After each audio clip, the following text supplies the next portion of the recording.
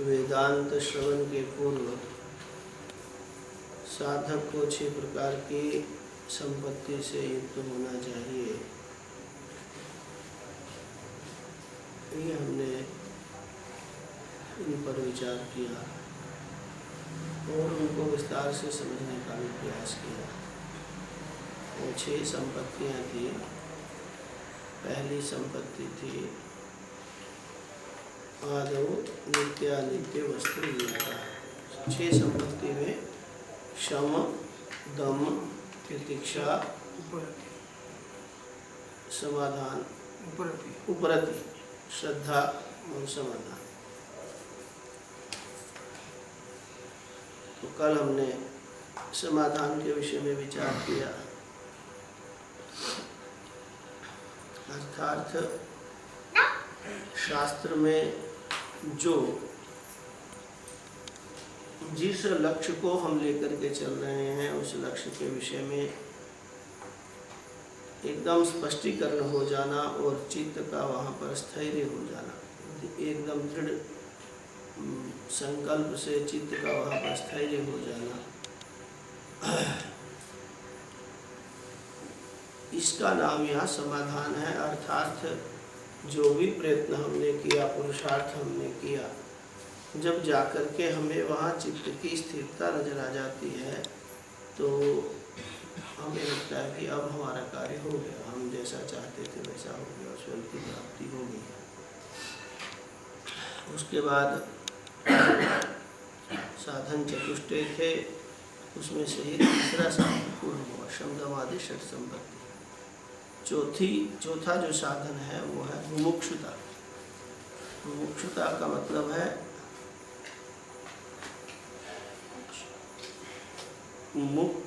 मुक्ति को प्राप्त करने की इच्छा।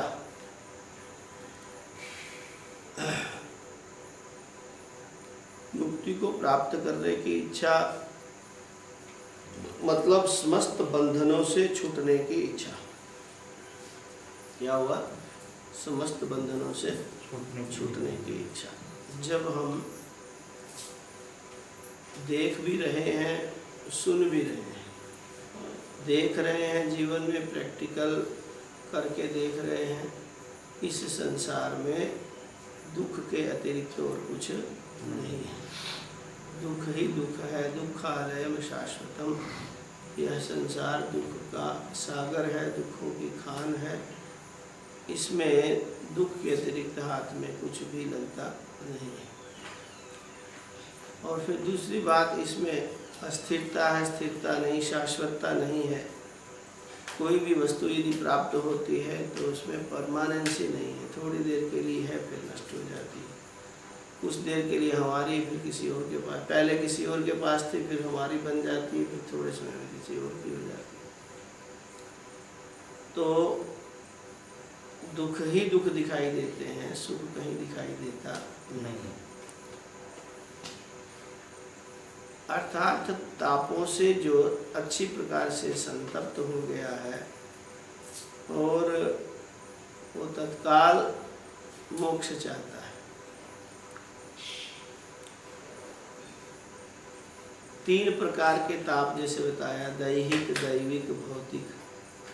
3 प्रकार के तापों से संतप्त होकर जो शीघ्र ही इस बंधन से मुक्त होकर के परम आनंद का अनुभव करना चाहता है, उसे मुमुक्षुता कहते हैं। देखें, 4 प्रकार की मछलियां होती हैं। कैसी होती हैं? मछली को देखो, नदी में मछुआरा मछली पकड़ने के लिए जाल डालता है। जब जाल डालता है तो जाल कैसे फेंका जाता है? जाल अपनी पूरी ताकत से दूर करके फेंका जाता है, वहीं नहीं गिराया जाता। जोर से दूर से अपनी ताकत लगा के फेंका जाता है ताकि ज़्यादा से ज़्यादा फैल जाए। जैसे ही मछुआरा जाल फेंकता है तो पहले प्रकार की मछली वो है जो जाल को अपने ऊपर आता हुआ देख करके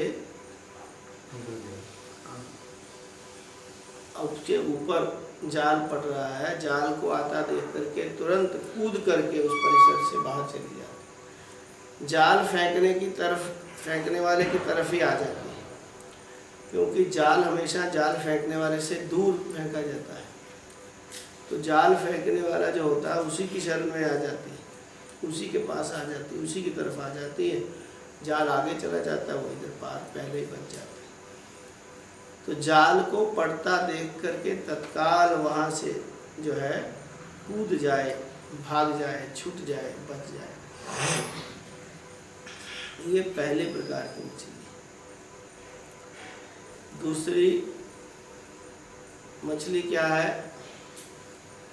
वो देख रही है कि ये जाल पड़ रहा है हमारे ऊपर, और जाल उसके ऊपर पड़ गया। जाल पड़ गया और वो बहुत घबरा रही है कि ये जाल पड़ रहा है, जाल बंद हो जाएगा। सोचती है यहाँ से बाहर जाना चाहिए, नहीं तो इसमें फंस जाएंगे, और यदि इसमें फंस गए तो फिर बचना मुश्किल। सब कुछ सोच रही, बस वो सोच में ही अपना समय गवा देती, सोचती रहती परंतु करती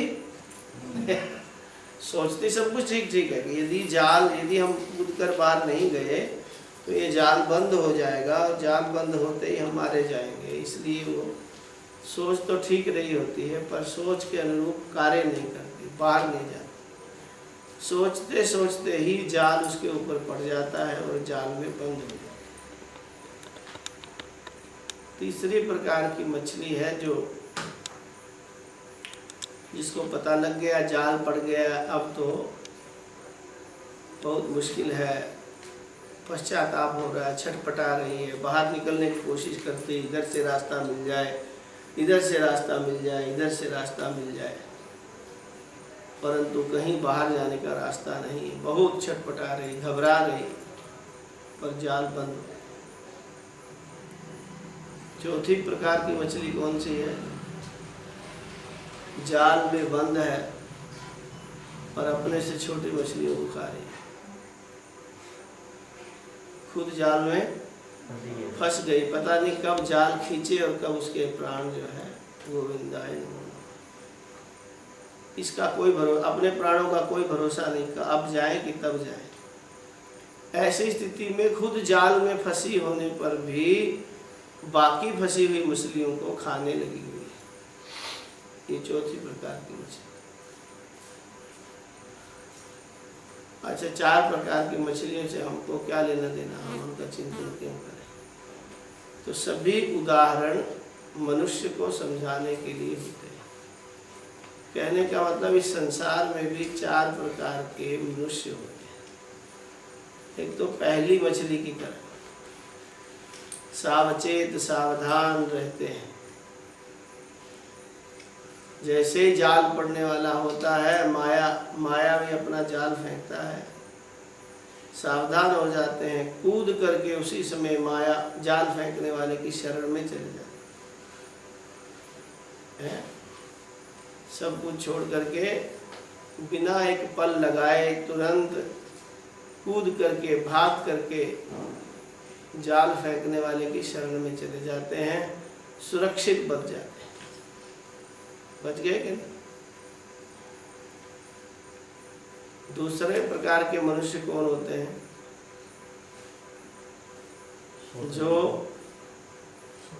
जिनको पता है जाल पड़ रहा है,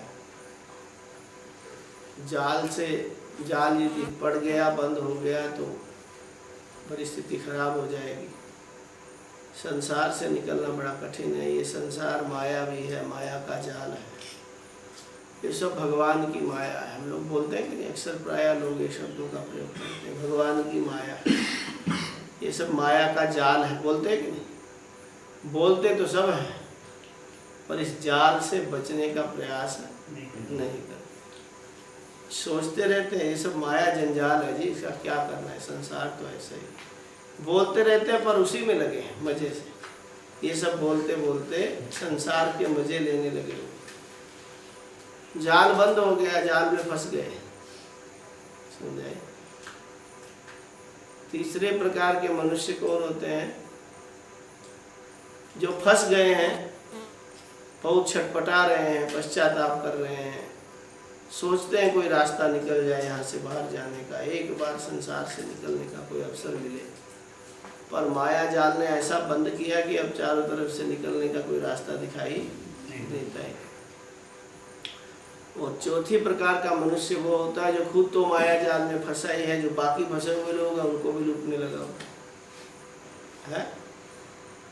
जो संसार में फंसे हुए लोग, खुद तो फंसा ही हुआ है, पर जो बाकी फंसे हुए हैं उन्हीं को लूटने लगा। उसको वो भूल ही गया कि मुझे भी मरना है, मैं भी जाल में फंसा हुआ हूँ, एक झटका लगते ही हमारा भी काम होने वाला है, भूल गया है।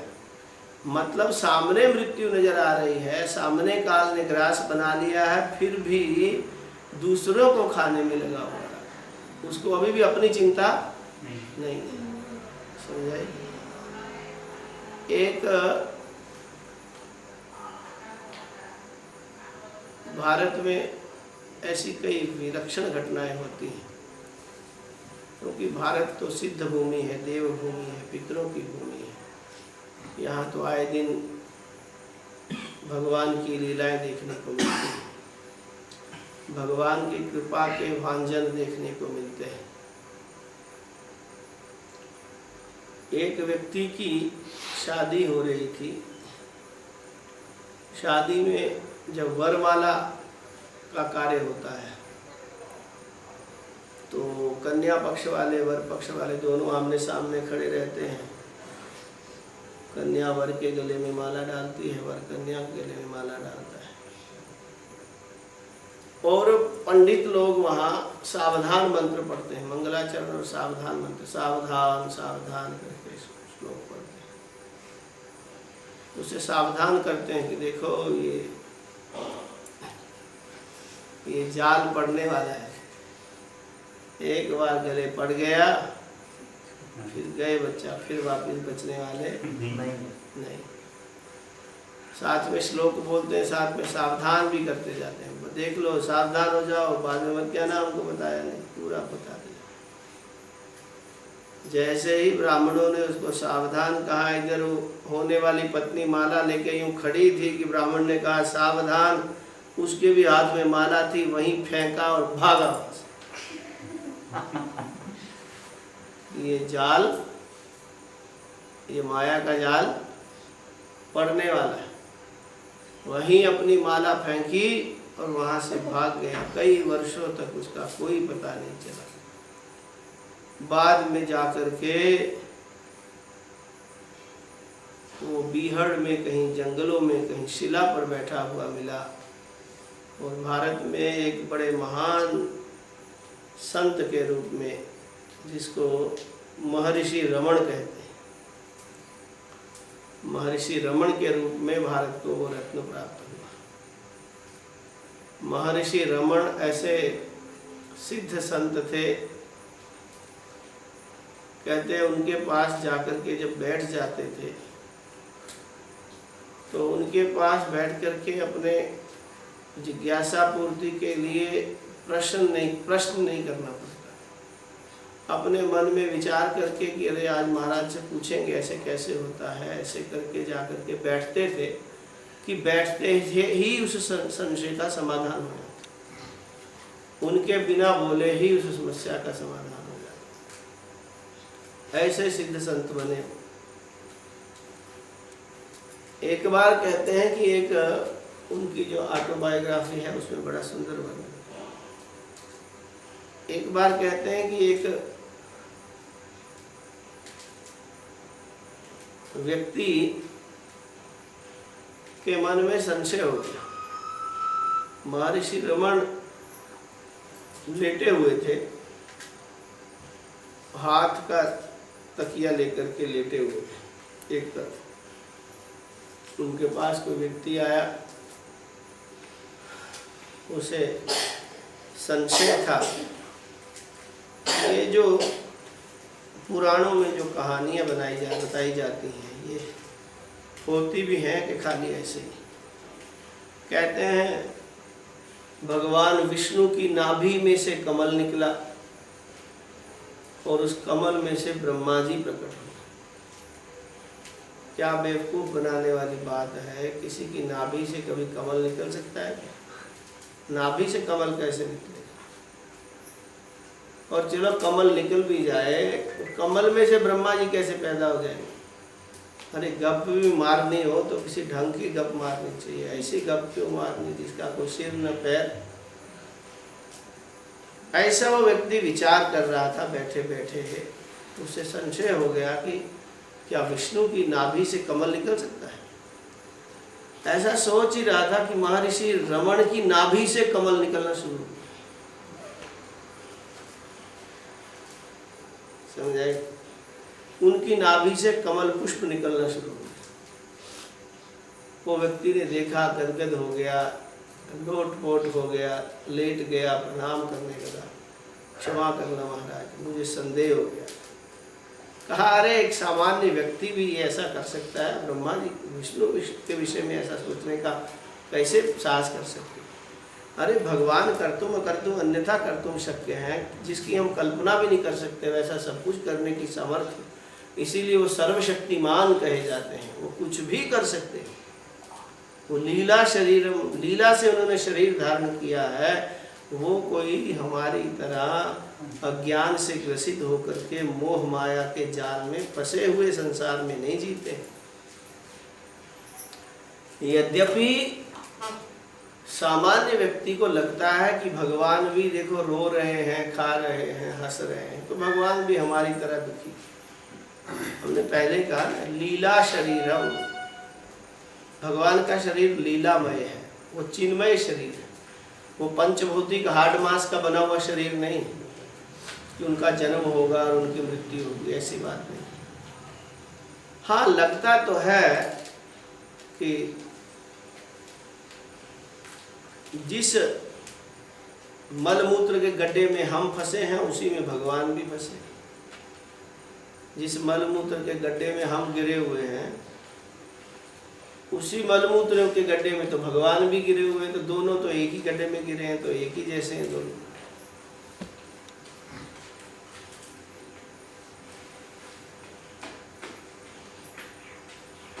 ममई वांशो जीवलोके जीवभूत सनातन। भगवान का अंश रूप से ये जीव सनातन है, ईश्वर का अंश, ईश्वर अंश जीव अविनाशी, ईश्वर का अंश है। अंश अंशी भाव होने से हम भी नित्य हैं, जीव भी नित्य है। एक किसी संत ने बड़ा सुंदर एक दृष्टांत देकर के भगवान के संसार में होने का और हमारे संसार में होने का अंतर बताया।